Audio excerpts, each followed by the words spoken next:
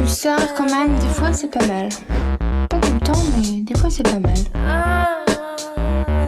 Pulsar, les étoiles en plus. C'est le morceau Better de Ezra qu'on vient juste d'écouter sur Pulsar. Merci d'être avec nous ce matin et je vous propose donc désormais que nous allions avec toi, Yves, à la rencontre de Didier Kelaguillot. Ouais, je prends l'occasion de vous souhaiter une bonne année, chères auditrices, chers auditeurs. Ça me fait plaisir, c'est la première fois que Dom bouquine une de mes BD pendant au moment de la chronique. Attends, non, arrête. C'est pas que je lis une BD pendant que tu fais ta chronique. Alors quand tu dis ça, on dirait qu'en fait je n'ai rien à foutre. Pendant la musique. Ouais, voilà. Non, c'est que Yves a amené une BD en lien avec le reportage qu'il va nous présenter, donc... C'est ça va me rappeler des souvenirs.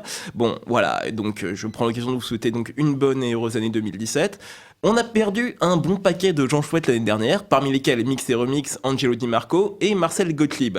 Alors, pour compenser, je voudrais qu'on démarre l'année en se rappelant d'un créateur et de ses créations. En 2017, on pourra célébrer tout à la fois les 60 ans de Gaston Lagaffe, les 40 ans des Idées Noires et les 20 ans de la mort de leur créateur, André Franquin.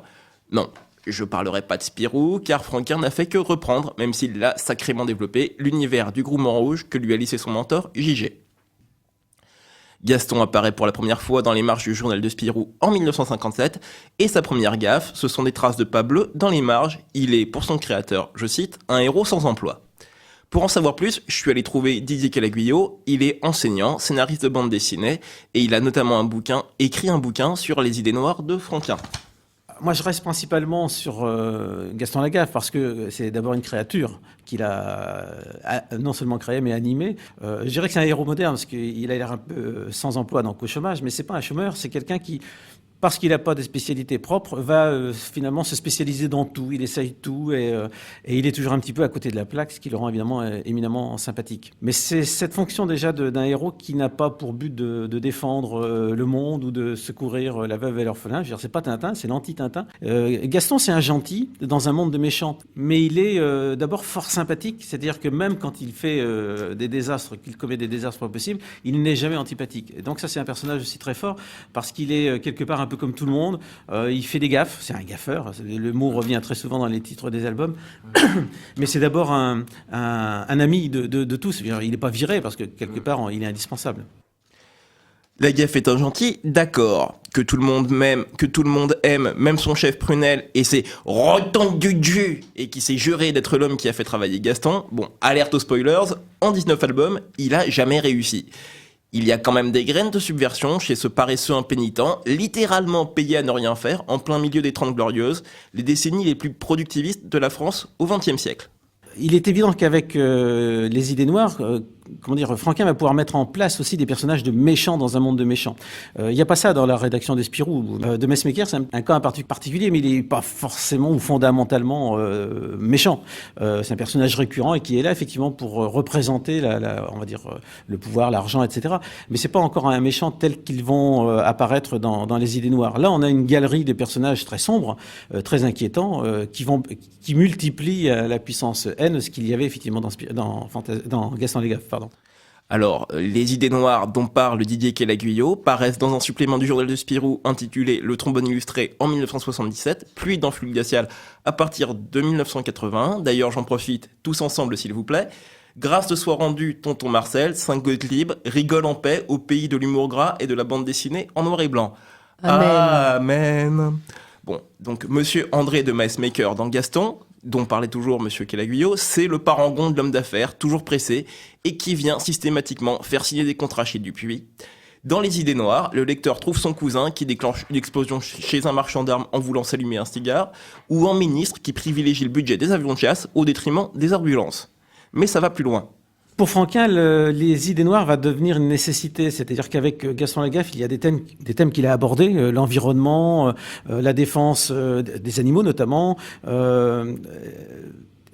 Et à partir de là, il va pouvoir effectivement rentrer de plein pied dans ce qui le hante, la peine de mort, le nucléaire, l'environnement sous toutes ses formes, le respect, la condition féminine, la condition de l'être humain, la condition des espèces animales, qui était très importante pour lui, le problème des guerres de tout poil, la religion, bien sûr, les intolérances religieuses. Tous ces sujets-là, il va pouvoir les aborder avec une clairvoyance et aussi un humour très noir, bien sûr.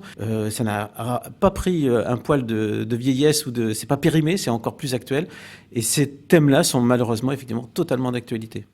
Bon, pour entrer dans le détail sans vous gâcher le plaisir de la découverte, sous le crayon de Franquin, les fusils se retournent contre les chasseurs, Dom.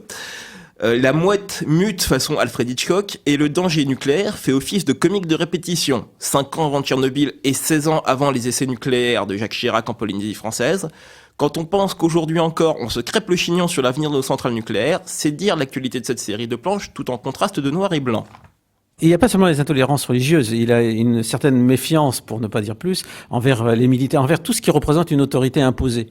Les militaires, les curés, tous ces gens-là lui font, ou les dictateurs bien sûr, tous ces gens-là lui inspirent effectivement une crainte fort légitime. Il avait écrit une phrase que je trouve assez forte. « Je n'aime pas beaucoup les uniformes, ni les engins de guerre, ni les maquettes à croix gammées, et j'ai pris position contre les censures, contre la peine de mort et contre le retour à la torture. Et le recours à la torture. Il y a quand même un minimum de choses à dénoncer et d'autres à défendre, même quand on dessine des petites plaisanteries. » Et ça résume bien son point de vue. Il savait qu'il faisait des petites plaisanteries. Il n'a jamais considéré qu'il était un artiste extraordinaire, alors qu'il l'était.